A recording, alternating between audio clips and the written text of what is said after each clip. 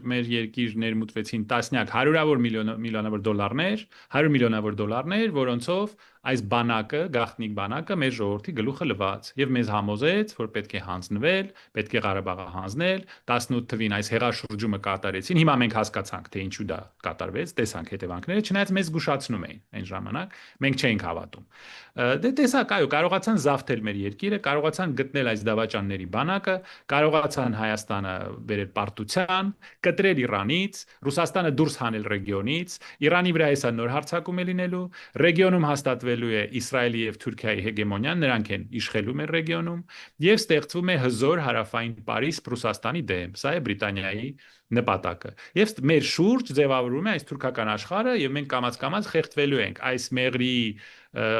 չափ Զանգեզուրի միջանցքը դա այն պարանն է, որը գցեցին մեր վզին։